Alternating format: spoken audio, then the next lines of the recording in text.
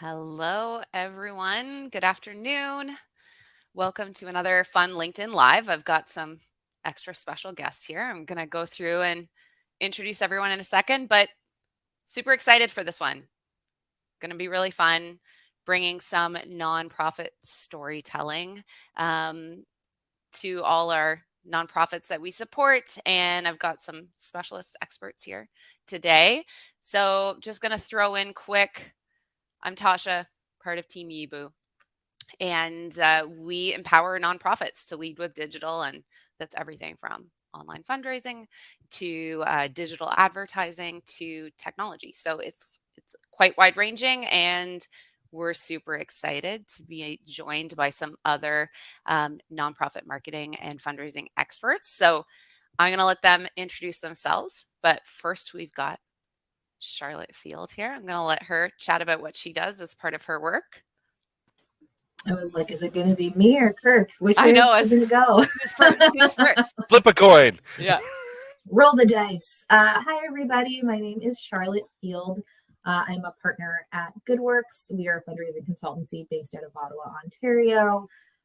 And we specialize in direct mail and digital fundraising programs and also in legacy fundraising. So that's kind of the world that I operate in, is building integrated programs, developing custom strategies, and more than anything else, getting mail campaigns in the mail and ad campaigns on the Facebooks and the Googles.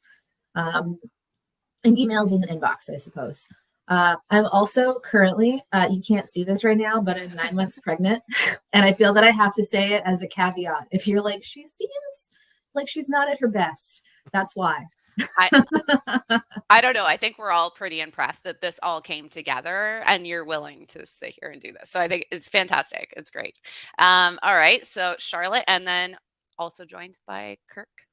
And Kirk, tell us what you do, because it's pretty specialized. Kirk's throwing out awesome LinkedIn posts all the time that blow my mind. So My name is Kirk Schmidt. I am a fundraising operations and fundraising optimization expert. So I focus mostly on metrics. As you can see, like math is my thing. I have a mathematics degree.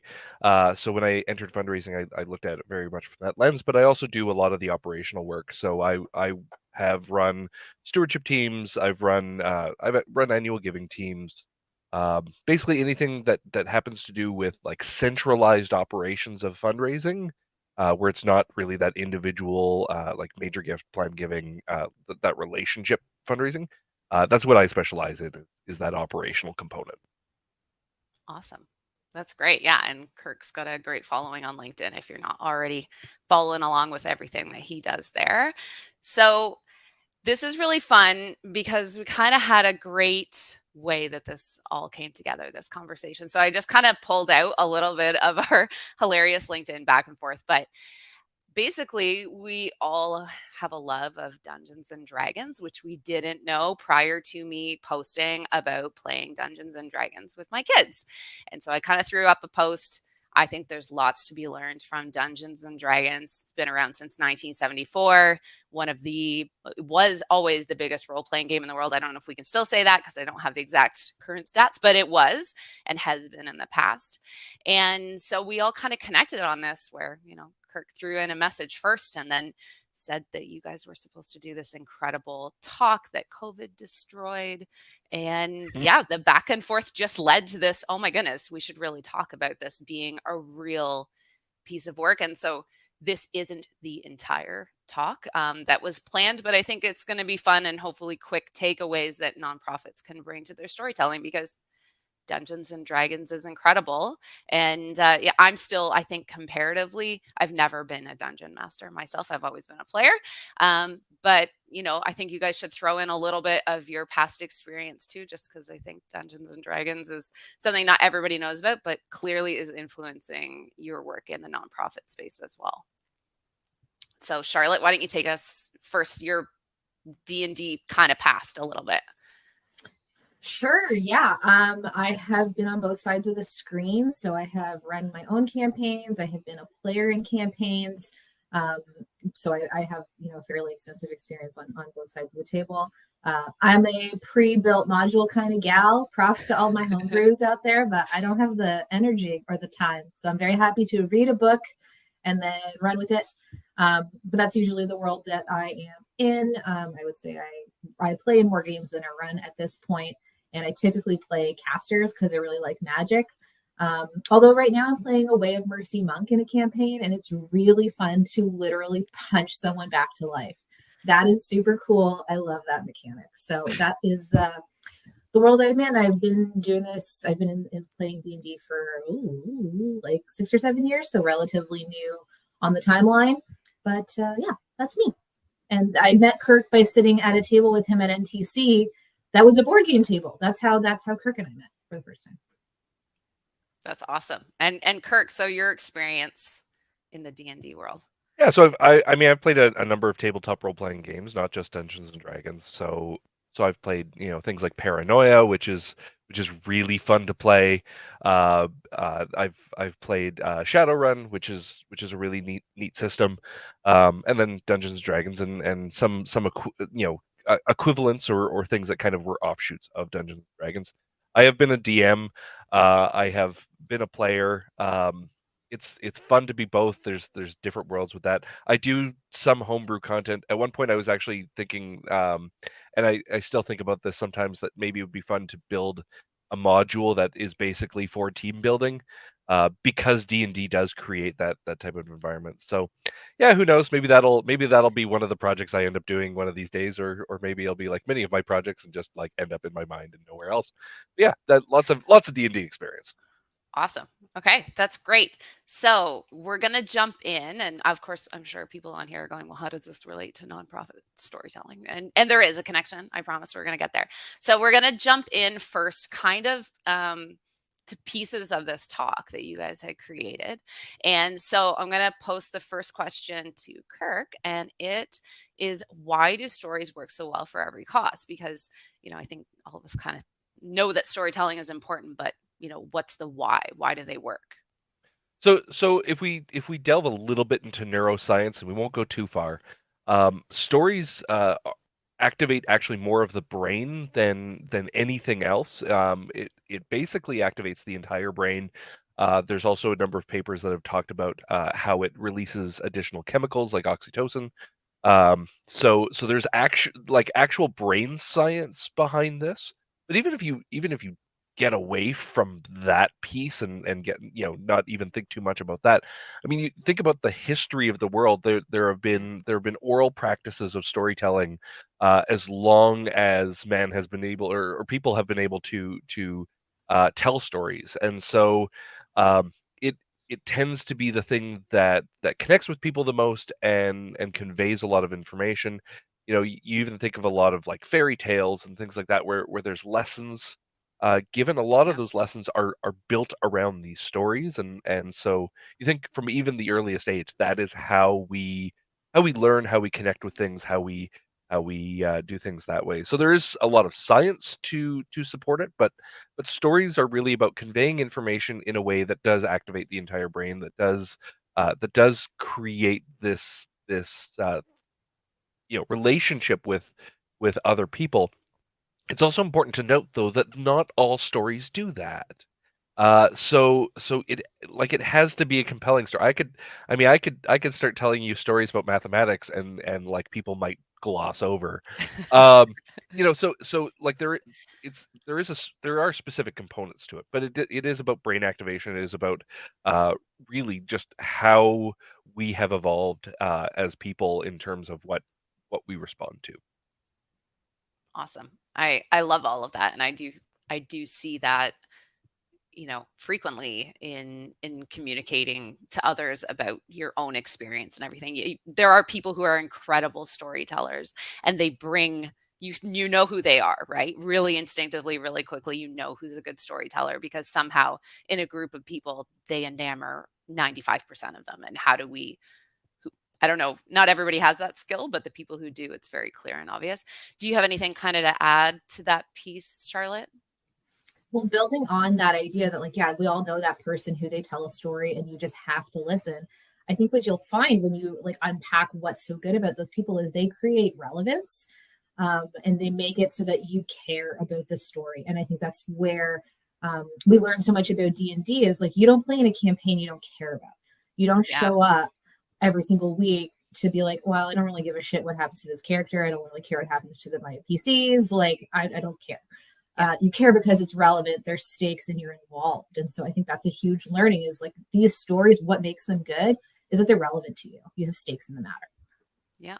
Yeah, for sure. And I think, like you said, Charlotte, with your experience so far, where you've used kind of modules and pre built stories, we don't always have to go back and start from scratch, right? Maybe your nonprofit already has kind of a great base story. Build on that, right? Like, how do you build that? How do you get people more invested in your base story that already exists? Because maybe it's not like throwing out everything and starting all over is the right answer, but um, how do you get people to be more invested in the story you've already kind of created, right? Okay, so For sure. it's a great start. I love that. Okay, so we're going to go in. Charlotte, what can make storytelling hard for nonprofits? I mean, myriad things. I think the thing I run into probably the most as a consultant is I don't often find that I have to like really sell people on the concept of storytelling. I don't often run into people who are like, that's bullshit. Like people usually are in, Yeah. but I hear a lot of, I don't have any stories, so I can't tell them because I don't have them. They don't exist in my organization or they're very hard to find.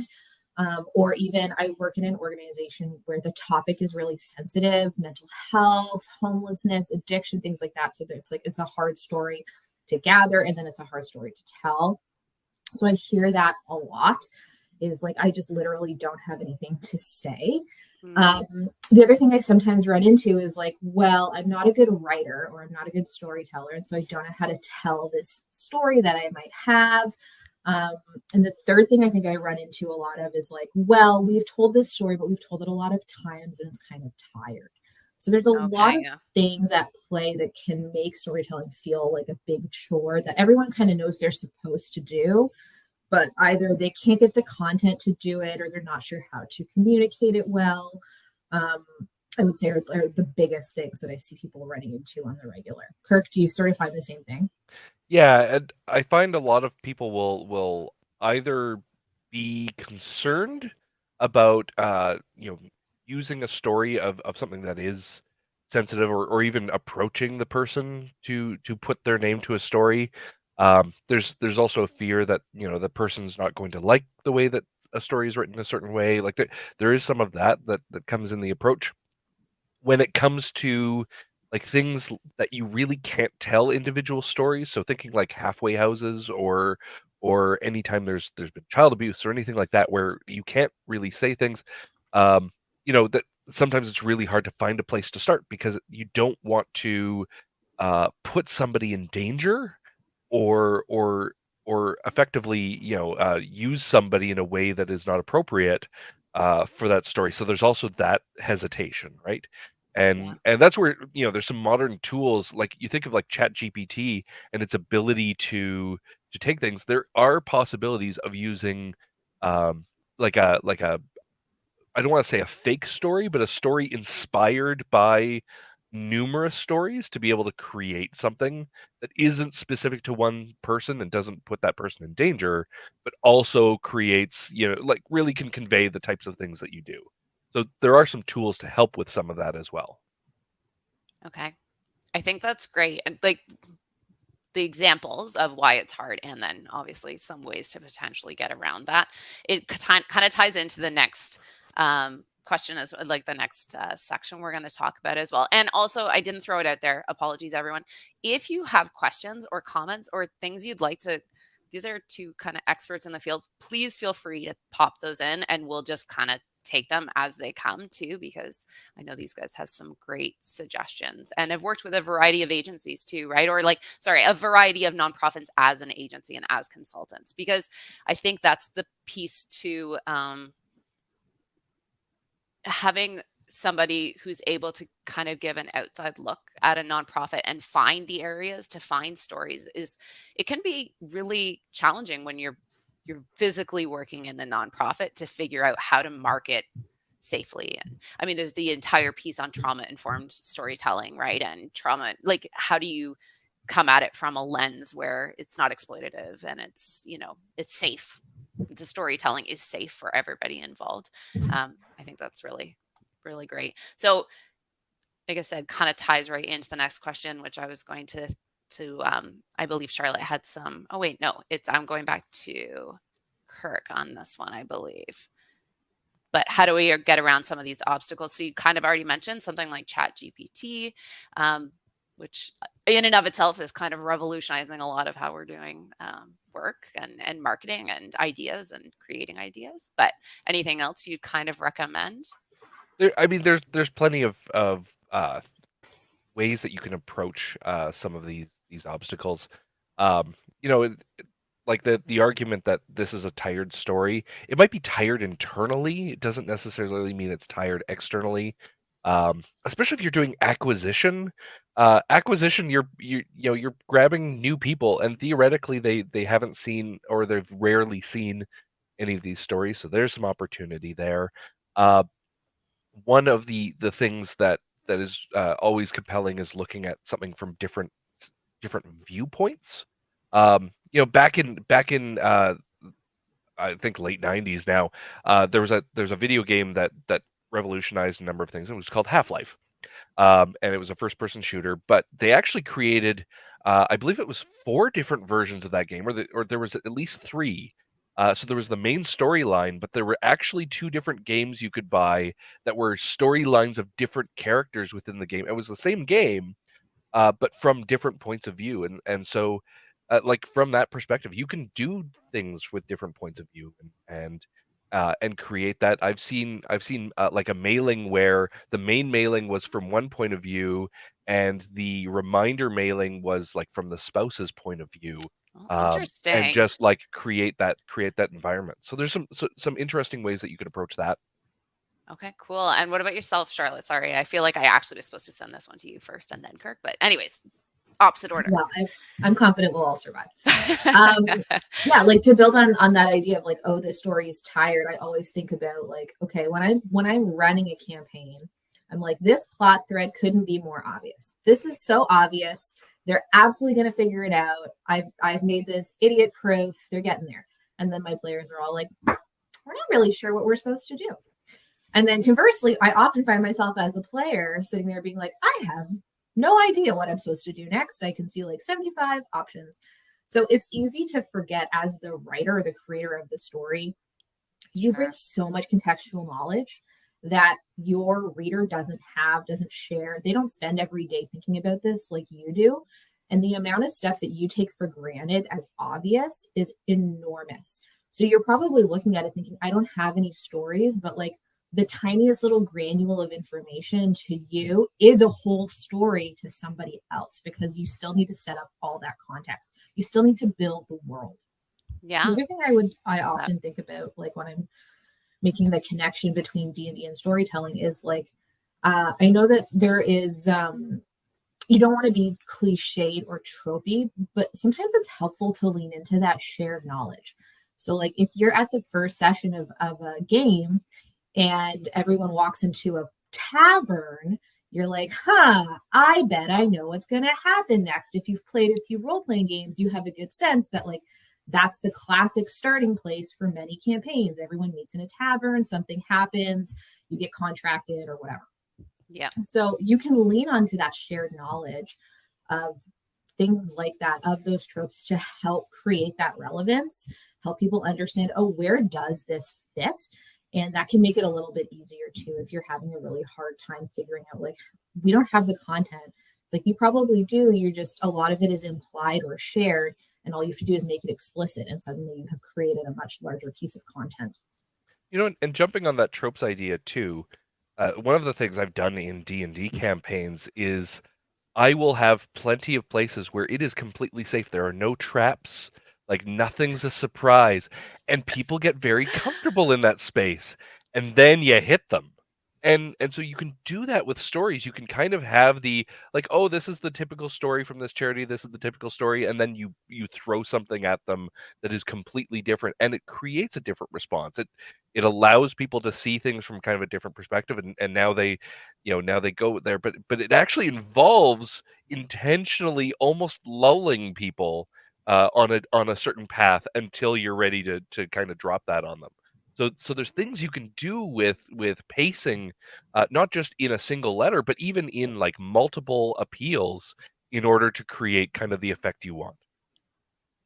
Cool. I like that a lot. And I think there's something to be said for what you're describing there with the idea that generationally your donors may very much be changing, right? So storytelling that you may have done over the past, if you're especially if you're like kind of a legacy nonprofit that's had a long story, right? Or donors who have been involved for 10, 15, who knows how long, that same story that you've been telling may not resonate with a new generation of donors in the same way. And I think segmentation and potentially your stories being somewhat segmented, the story that you send along, it'll be interesting to see how that influences nonprofit marketing and fundraising, because I think there is going to be something to be said for um, how those stories are going to continue, and maybe that change up in story, does it not only shake up your current donors, but does it provide a new story for your new donors that you're trying to acquire, trying to steward? Do they need new stories because they need that change up to know your nonprofit is growing and changing as well, right? The story is growing and changing. Your nonprofit story is growing and changing, and yeah, I just know it's a piece that there's a lot of conversations about generations and donors out there right now. Have you seen any anecdotal organizations kind of specializing their message within, segmentation? For me, I think the place I see this popping up the most actually is in orgs that have had big mission shifts, because your OG donors probably came in on a very different version of your cause than your newer donors. So how do you speak to the people who came in because they really liked this part of your work that either you do less of or maybe you don't do it at all? Your mission now is related, but it's not the same. And so, in a given piece of communication, either you're trying to tell a story in a couple of ways so it resonates with different value systems, or you're segmenting your communications, which frankly, I don't have tons of orgs who do. More often, I'm seeing column A where it's like, okay, I know that these are the values I need to hit on here, and I'm going to Yeah. hit on them, and I'm going to sort of shotgun it. It's just simpler for most organizations to do. But I do think that there's the piece of the puzzle that, like, the bar doesn't have to be so high. Like, storytelling doesn't have to be like, oh my God, we've got to find a story. It's going to be really hard. Like, all you really need is like, there was a problem and here's how we solved it. Like, that's the whole story. It can be that simple. Yeah, that's awesome. Those are it's great answers. And yeah, there's just the shift. I love how much conversation there is around storytelling, but you're right. Like, is there a base component that we're kind of almost overthinking too happening? Okay, so we're really gonna like pull this back around, and Kirk's gonna kind of lead this one. But what can nonprofits learn from those established storytelling practices? Dungeons and Dragons, 1974, still grabbing hearts in 2023, right? So, how can we take some of those components that the three of us love about a game and bring that into the nonprofit space? I like to think of tabletop role playing as practice to a large degree. And one of the misunderstood things about Dungeons and Dragons, or a lot of tabletop role playing games, is that it's not you versus the dungeon master. Yeah, Because there very much is that view of and yeah, David just basically said that. that's great. Yeah. Um, right, you actually are generating a story together, and if you've ever been a dungeon master for any length of time, you know not to over prepare, because you will write this big elaborate story and your players will find some way around it that like negates like 10 hours worth of work. So you kind of have to work in this space of it is improv to a large degree, and so you're improvising these stories live with other people and riffing on each other, and you learn a lot of things about like how to invoke very specific imagery into people's heads.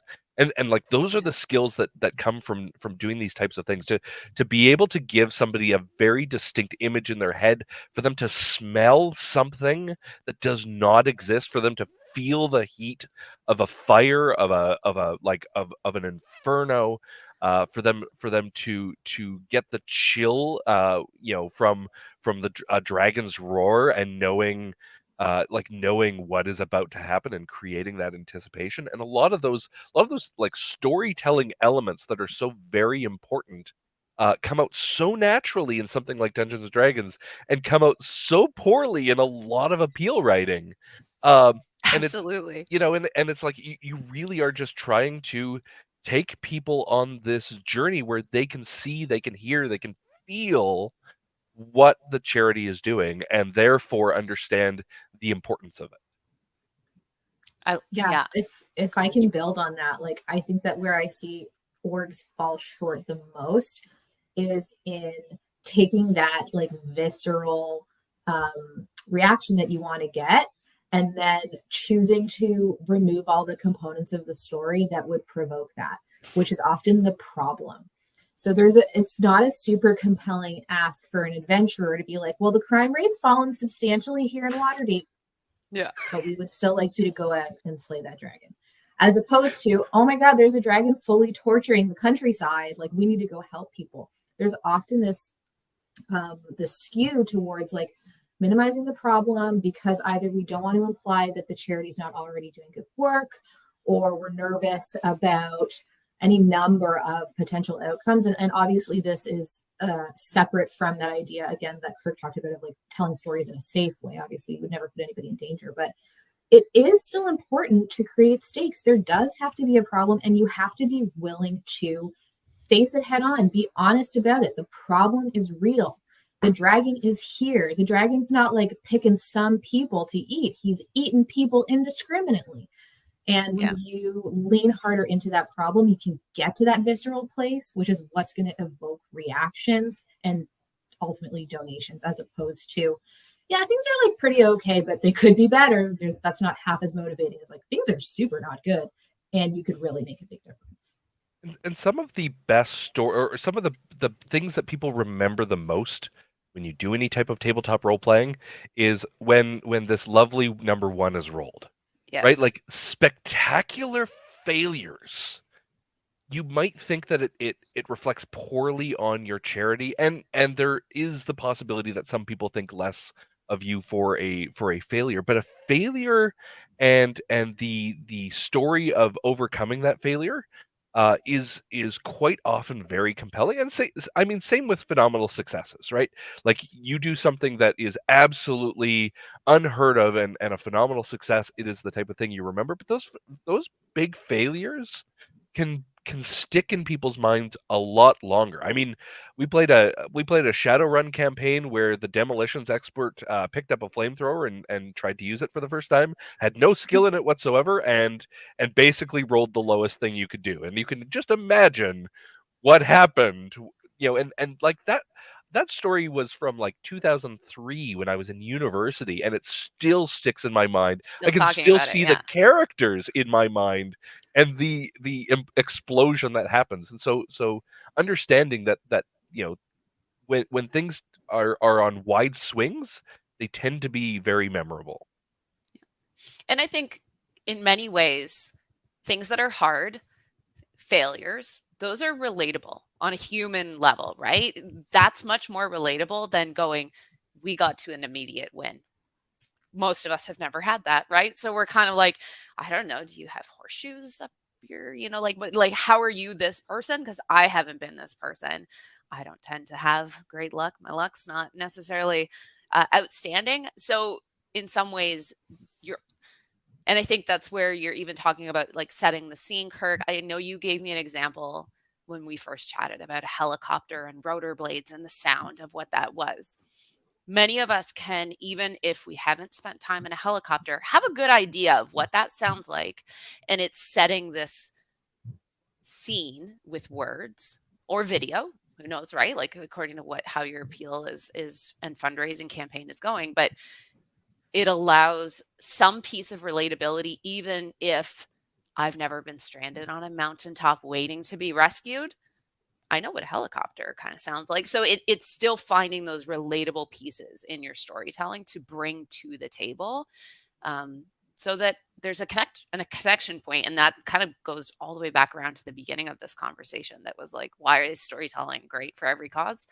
Because you're building, right? You're building connections between your donor and your organization and the people that you're serving on the other side. I think the other thing that I think about when especially when DMing is finding a good spot to end on a night, Right. right? If you want people to come back, you don't end with the fluffy ending all the time. You don't end at the nice place. You end where there are still stakes involved, and you need to come back to finish this. And to make sure that like stories aren't always about it doesn't have to follow the elementary school. You need a beginning, middle, and end. Like you might have a beginning and middle, and you might need a good reason to have people want to come for the end. Yeah.